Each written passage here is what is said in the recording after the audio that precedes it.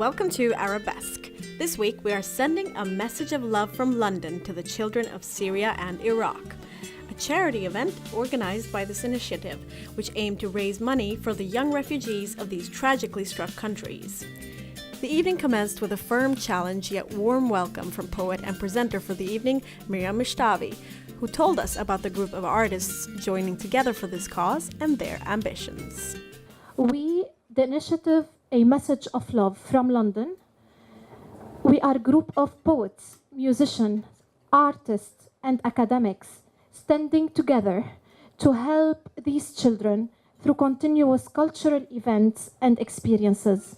She introduced a representative of the Feed the Hungry Foundation, Gwyn Williams. He started his speech by telling us the grueling reality of the children in need and the battle they face in what is the second harshest winter of the region. Children are dying every day of hypothermia, he told us, as he urged us to open our hearts and dig deep. Thank you for partnering with us, because this is about joining heart to heart to reach out to these children. The children that we've been helping are children in Syria, and now we're reaching out to the Iraqi children out in Erbil, to around 30,000 children in that area. We've been sending containers of beans and food. Over the next few weeks, we're sending out warm clothing. How can I express what these children are going through? It's actually impossible in some ways. I come from a small village up in North Wales, up in the mountains, and I know what it's like to have frost forming on the inside of our windows in the winter. But even then, we still have our heating on, so we can still keep warm. I've been in a car going through a tundra out in the open with the wind chill factor creating frost on the inside of the windows of the car. But even then, we've got heating in the car to fight against it. These children haven't. They've barely got a piece of cloth between them and the wind. A lot of them haven't got shoes. They've come barefoot across the mountains from Iraq to Kurdistan, from Syria to Kurdistan. They're barely running with what they have. And they're having to travel through the second worst winter that the region has had in decades. We love these children because we know, as it's been expressed already, that these children are the future of tomorrow. So let's enjoy ourselves, but at the heart of it, let's remember from the bottom of our hearts that those children need the deepest love that we can give them. So thank you for joining with us tonight. And let's have great fun, but let's dig deep as well. Thank you. After Mr. Williams' speech, we had a chance to hear some of Miriam's heart-wrenching yet warm poetry, which was accompanied by Kareem Samara on the oud. We also had a moment to speak to her about poetry and what it means to her in hard times.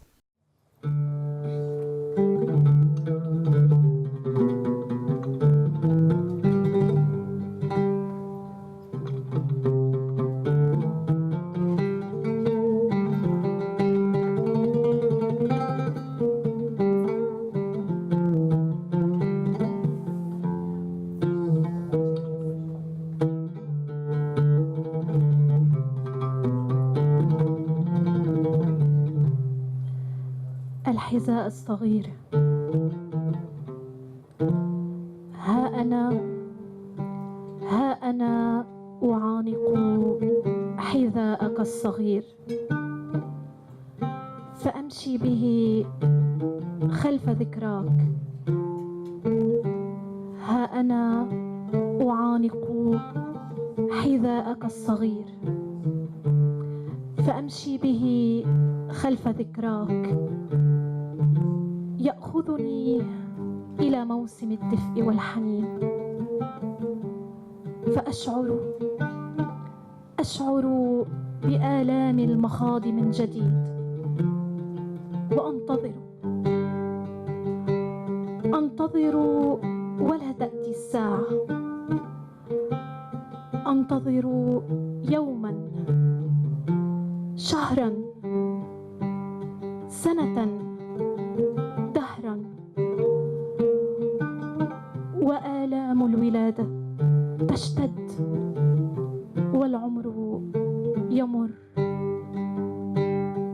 وحذاؤك الصغير يعانقني.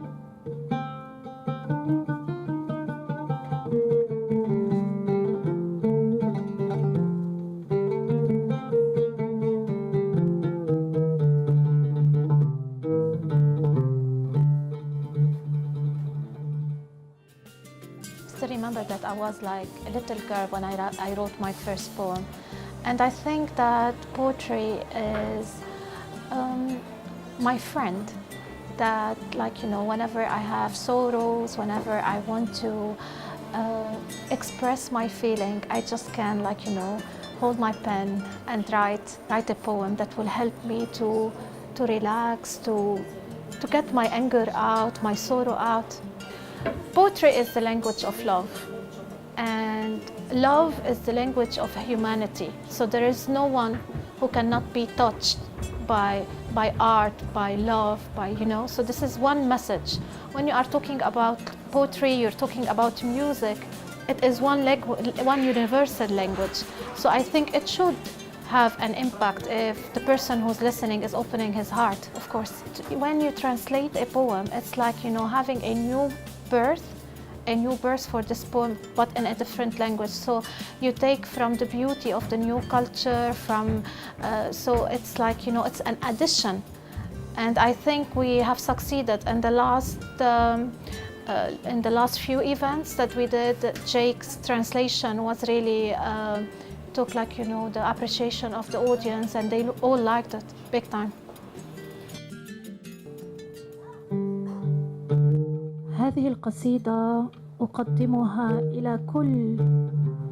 إلى كل امرأة سورية، إلى كل امرأة عراقية فلسطينية.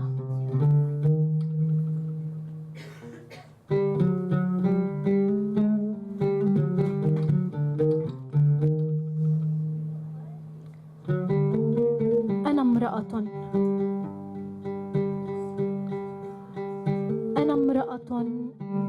وفي أحشائي توأمان.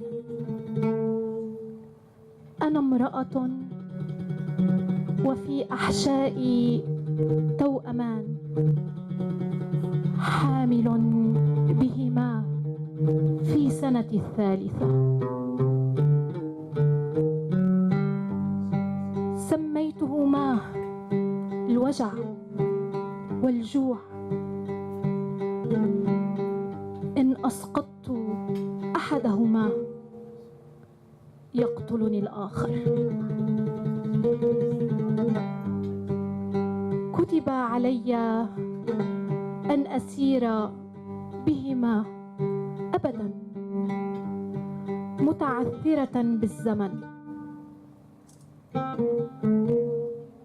أسند ظهري على حائط جامع حلب الكبير وأصلي ولا أستريح. أشهق حرقة أمام كنيسة السيدة العذراء في اللاذقية وأصلي، وأيضا لا أستريح.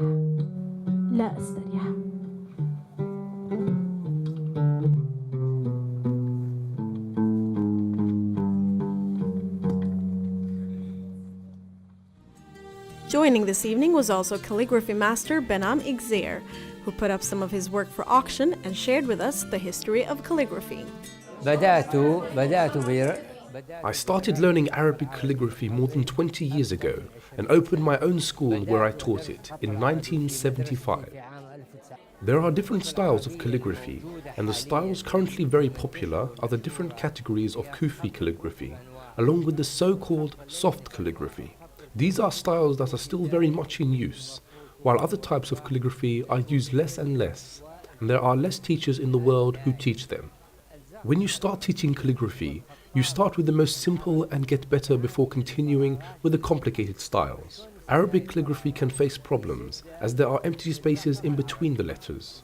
The calligrapher fills them with embellishments, or so-called ornaments. They were discovered in the 11th century when they were used in public places such as churches, mosques and palaces. The ornaments then became part of calligraphy, and in turn developed to become their own style of letters, creating new categories of calligraphic art. I have done more than 11 events in London, and the majority of my audience is English. The Arabic audience is very small. I think maybe the English audience want to see it as it's exotic. They are curious and want to know more, and I happily explain to them about style, colours and so on. They enjoy it very much. Introducing us with different types of calligraphy, Benam exhibited his diverse body of work that includes Persian, Arabic, Islamic, and Kufi calligraphy, among others. One particular was very popular, which was calligraphy from the Old Testament. And as the auction was going full steam ahead, the piece ended in the winner Raid Al-Kadhim's hands from the Lebanese embassy. We are reminded in this joyful competition that all the proceeds from the evening are going to help the children in Syria and Iraq. The evening felt important for the audience, and as well as enjoying themselves, they were touched by the event and hopeful for the future. I think the event went very well. It was very nice. It offered an interesting insight into Arabic culture, the poetry side of it, and the Arabic calligraphy. And it was a valuable thing that we sent a message of love for people struggling and suffering elsewhere, especially in Syria and Iraq. I think the more events like that, the more people will be acknowledged of the situation right now. So the more money they will be raised to these children, and I think as long as more people will know about this situation in Syria, somehow, some way, something will change in the future. And so finally, we also had a few words with the man behind the wheel, organizer Fadil As-Sultani. We spoke to him about the event, the aim of the evening, and the hope that there will be a bigger awareness reaching to Arabic and otherwise intellectuals to create a charitable culture and help suffering and helpless children so that they can have a hopeful future. We are trying to send a message from London, a message of love, a message of solidarity, to inspire Arab intellectuals inside Arab countries, to take initiatives to help children, to help the victims of war, especially in Iraq and Syria.